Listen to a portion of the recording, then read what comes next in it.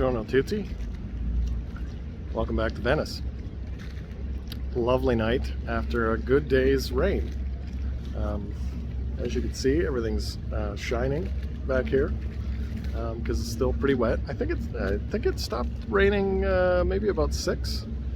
It was on and off most of the day, so it hasn't had time to dry up yet. It looks very, very pretty though, which of course is one of the reasons why I'm walking out my nightly picture taking journey out to check and see what's I guess glowing, you know, what's looking nice and everything. This morning I went to the Correr Museum. That's the building that surrounds the big Piazza San Marco. It used to just be an L shape, but they added on and made it a U after Napoleon invaded. And the south side, which is the new side, is a big museum now. I figured I might as well check it out. Great day to be in a museum in the rain. I wasn't the only one who felt that way, so it was a little crowded and stuff. But there's some really cool stuff. There's a lot of old Venetian maps, which is, you know, right up my alley. Really thought that was cool. Old globes, you know, what they thought the Earth looked like back in the day, and of course that was a huge trade secret for the Venetians, like what the planet actually looked like. And of course, once the Portuguese and the Spanish, you know, expanded a little further on, you know, those secrets were a little bit more open at that point, and so all those maps wind up in a museum. So very, very cool. They also have a really fantastic, it's just got a fantastic section, which, because of course it was a palace, and they rebuilt it to make it look very similar to how it would have been when the Napoleonic rulers, as well as the Austrian rulers after that, and then back to the Napoleonic, and then back to the Austrian, you know, it's a whole thing, but very, very, you know, turn of the 19th century in there. Really, really cool. But what I thought I would do, so I talk a lot about the history, I talk a lot about superstition, I talk a lot about travel and all that kind of stuff. But a couple of people have mentioned, have actually said, you know, like, hey, you know, maybe you should do something about photography. And I thought, oh, okay, you know, I'm not really sure how to do that other than take the photos. But somebody did say, you know, like, how do you get those cool night shots? You know, they're awesome. You're so talented. And I was like, well, you know, of course I am, but, you know, it's not that hard. And I'm lying. No one said that. No one would say that. But I thought what I would do is take you on one of my trips. So I've already taken a couple on some of the bridges, which I thought was really cool. But as you can see behind me, there's a lot of lights. And that is the Doge's Palace, which we talked about before. And you can see why it's very difficult for me to get shots of it, because it's so big.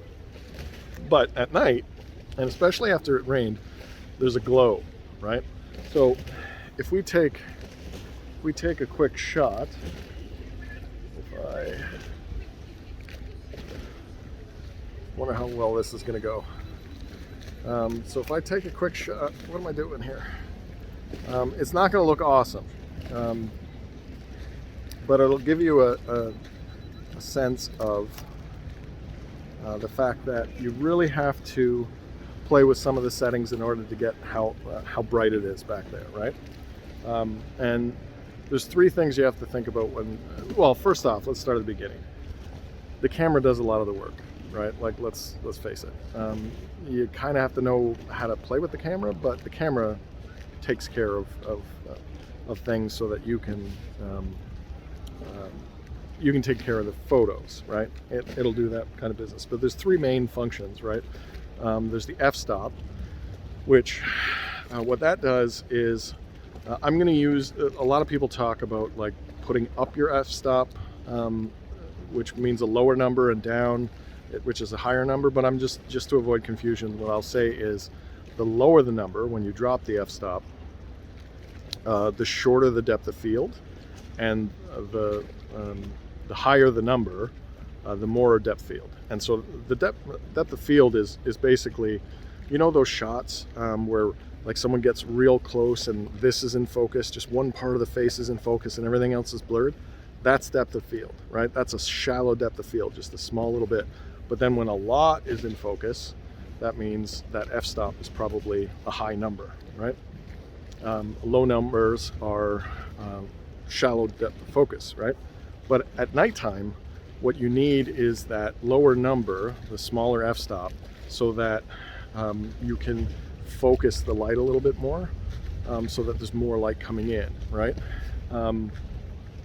But what really controls the light, like just pure light, is your ISO number, right? And usually that's a funky number that like goes from 1, 2, 4, 8, 16, 32, 64, that kind of thing. And it's usually in your like advanced settings, right? I'm going to try to do this backwards, but it's in your kind of advanced settings here, and you know, you're choosing numbers and stuff like that. So if you were to hand hold this, what you'd want is a high number so that it will let a lot of light in. But I have the luxury of a tripod, so I'm gonna try to use the lowest number I possibly can. Now the way that works is you get a lot of light with a high number, but it starts to get a little blurry and fuzzy, right? So at the best is the low number, 100, for pure clarity, right?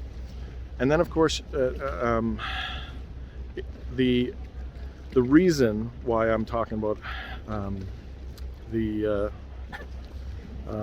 ISO and being handheld or on a tripod is the third value is your shutter speed, right? How quickly it takes the shot. So clunk, clunk, right? And these cameras, they make a nice sound, right? You can hear it, right? Clunk, clunk, right? The quicker, the more sharp the photo is going to be. And it will like take an instantaneous shot. The longer, the more time it has to bring in detail, right?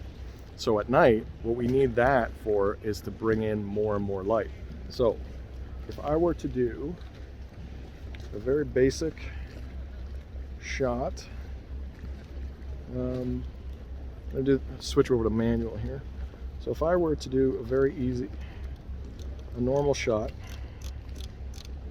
oops, I'm going the wrong way.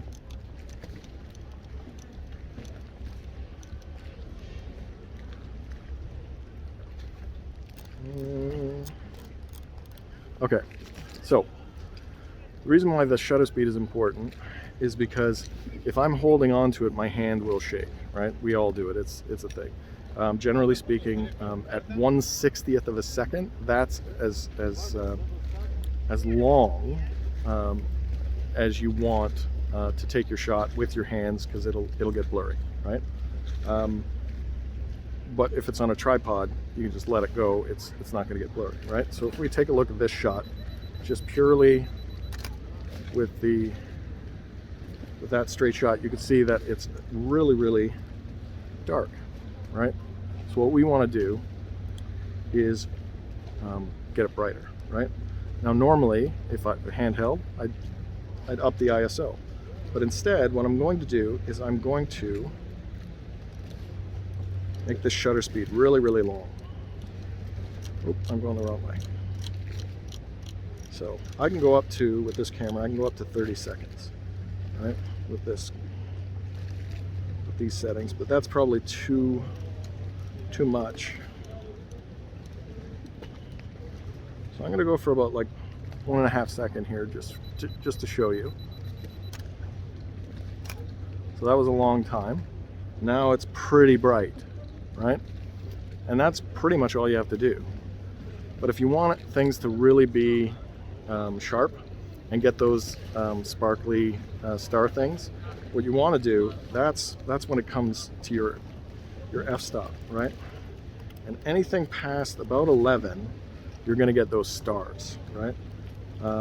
But of course, that's creating a much longer or wider depth of field, and requires more light, so it takes more time. So I will give that thing maybe about, so I said 11, right? I'm gonna go 11 for maybe about 15 seconds, right? So I'll just wait out the 15 seconds, right?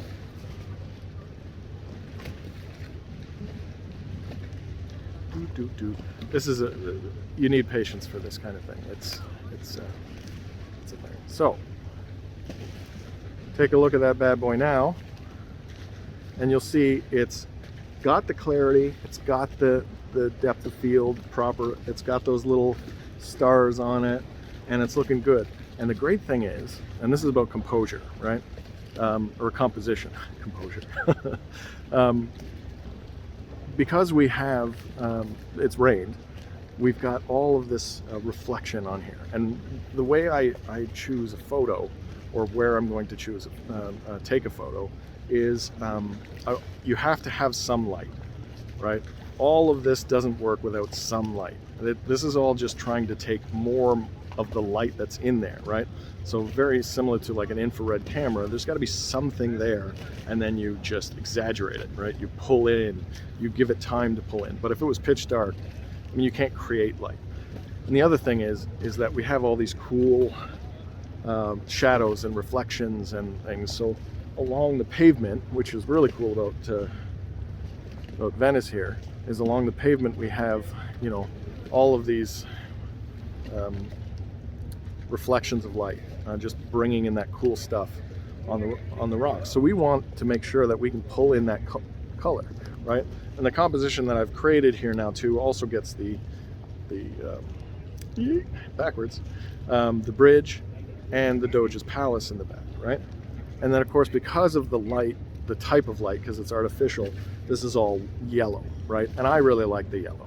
A lot of people have suggested that I make these a little bit more black and white. I like the yellow. It's still monochrome, but it's just yellow. But that's my preference, right? So what you want to do when you're looking to take one of these photos is you want some kind of light source. I like to find some of these lamps or some things to make those stars, starbursts. But I also love water, which is why Venice is so cool, because everywhere there's water, everywhere there's a bridge, and there's reflections, and you take a shot like this really, really quickly, and it looks amazing. And people will send you messages and say, "Hey, how did you get those cool shots?" That's all the water. That's all this, right? It's, you know, I'm just showing you it. It's there, right? You know. That's how I do it, right? I wander around, I look for lights, I look for reflection. Water's great for reflection, rain is great for reflection, stones, those kinds of things, and just anything that it can bring up. And you can also notice too that it will take in more light. So if we look at it here through the video camera, you can see that there's not really a lot of light up against this building, right? Like, it looks dark and shadowy. But the actual shot, it's bringing in a lot more light. And as soon as I take this and I put a little editing to it, it'll make it a little pop. And usually all I do with the editing is, because I'm bad about keeping things level, so I normally straighten it out, make sure it's cropped properly, and then I just kind of like, I put a little not a filter, but I forget what they call it, but I take some of the noise out and I sharpen it a little bit, and then I might take some shadows, or sometimes I'll even lighten it up a little bit if it's no good. And the last thing that I will tell you is that rule of thumb with the camera is you can always add light in post, but you can't take it away.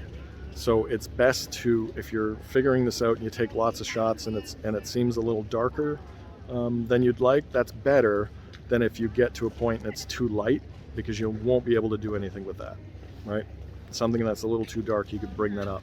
But that's the great thing about this, is And that's the patience, right? Like, I know the numbers because I do this all the time, but you take the shot, you look at the preview, and you think, oh, is that dark enough? Are my starbursts there? Do I need to move this a little bit? Do I need to tilt it because Preston seems to be a little unstraight? And then just take another shot, right? It's all digital, and it's just, you know, take another one, right? This will take about 15 seconds, right? That's the downside, is that with the long exposure, you're waiting, and then you look and you're like, oh, one little adjustment, and then you wait another, you know. And I used to like default it at 30 seconds, right? And those were crazy, because if I got one thing wrong or whatever. Actually, I'm going to tell you two more things. One is, you notice that there's a delay when I do this, right? If I flip back to this, just so that it'll do it real quick.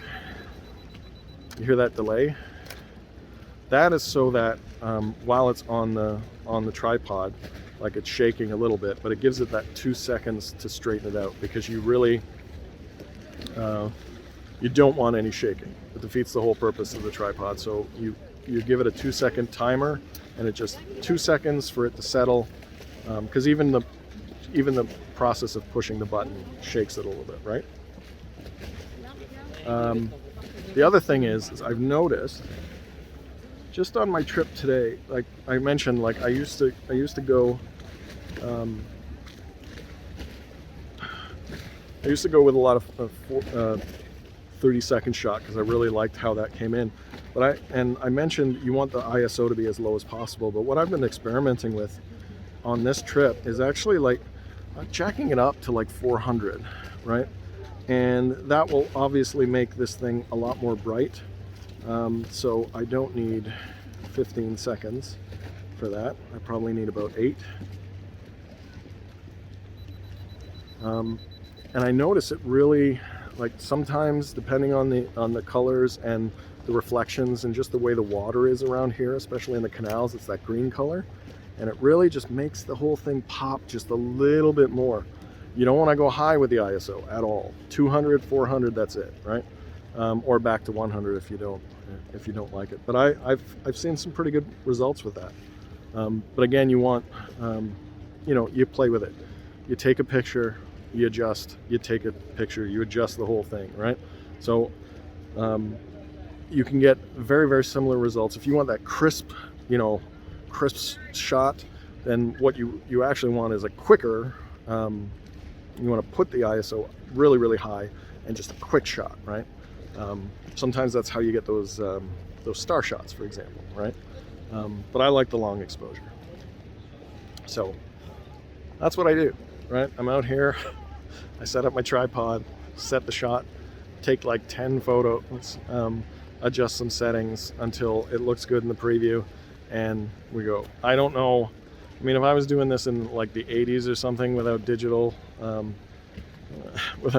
film, without a digital preview, I don't know whether I'd be able to do any of this. It would take much, much longer. But anyway, that's taking photos. And the last trick I will mention is come somewhere really, really cool, and the photos take care of themselves, right? Camera does the work, scenery is pretty. You're like this director who just says go, and wait for all your friends to go, ooh, oh, that's cool. Oh, that's cool. Yeah. You know, maybe I shouldn't have done this.